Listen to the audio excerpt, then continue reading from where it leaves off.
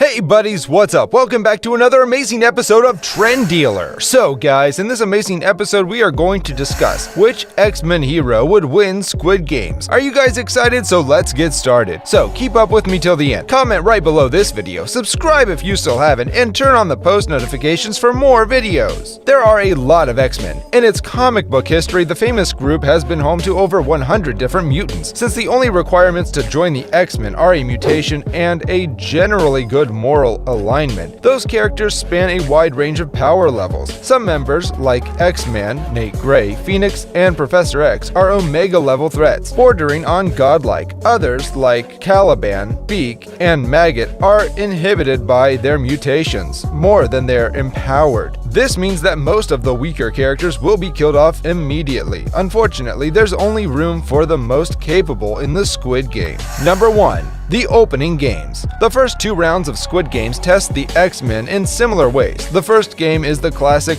red light, green light. Players must race towards the finish line, only moving when a giant killer doll is facing away from them. At any point, she can yell red light, and everyone must freeze until she declares green light, and the sprint resumes. Several characters with teleportation abilities such as Nightcrawler, Azazel, and Blink would have no issues here. In the TV games, competitors don't yet understand elimination is lethal, so highly impulsive fighters like Sabretooth, Wolverine, and Feral would likely not make it past this round, perhaps cut down by carbonadium bullets. The second round requires self-control as well, in addition to a high level of dexterity. Each contestant receives a brittle circle of honeycomb candy with a shape stamped in the middle. Each contestant must remove the excess candy and reveal the shape using a sewing needle. If the shape breaks or the player fails to perform the task in under 10 minutes, they are killed. Here, hulking players like Blob and Juggernaut couldn't possibly hope to make it through. Number 2.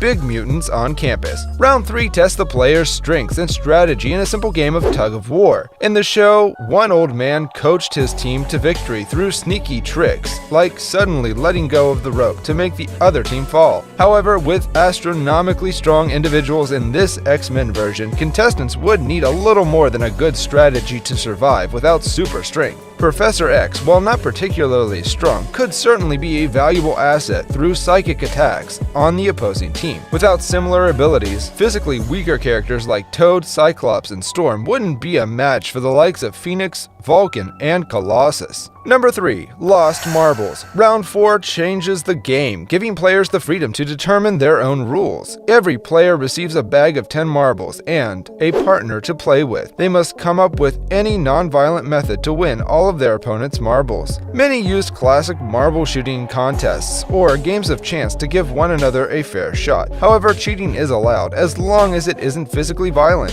It is in this round where the psychic mutants overpower the rest. The dozens of mutants with explosive, elemental, or animalistic mutations would be helpless against the many powerful X-Men with psychic abilities. Cable, X-Man, Emma Frost, Professor X, Psylocke, and several others would only pose a threat to one another. However, without any kind of psychic ability, it's unlikely for any mutant to compete in this round. Number 4. Crash and Fall. The 5th round poses a very different challenge to the previous 4. The game is similar to hopscotch, however, players must hop across a bridge made of glass panes, some tempered and some brittle. The differences between the 2 types of glass are nearly imperceptible, but they do exist. A scientific genius with advanced senses like Beast would likely be able to work out which is which, but would also likely be telepathically forced to jump to his death. There are a few mutants who could change the molecular structure of the glass in order to safely cross. The 3 obvious candidates would be Phoenix, X-Man, and Cable, who are also capable of preventing anyone else from infiltrating their minds or physically pushing them out of the competition, as happens in the show. Number 5. The Ultimate X-Man. Although Darwin's adaptability could preserve him until the bitter end and perhaps even save him against Cable, it's unlikely that he could withstand the might of X-Man or the Phoenix. In the end, Nathaniel Gray's raw power power is unstoppable, even to the rest of the X-Men. He was created to be essentially omnipotent. His psionic abilities are unfathomable, and he is debatably the most powerful being on Earth. In X-Men number 12 and Cable number 29,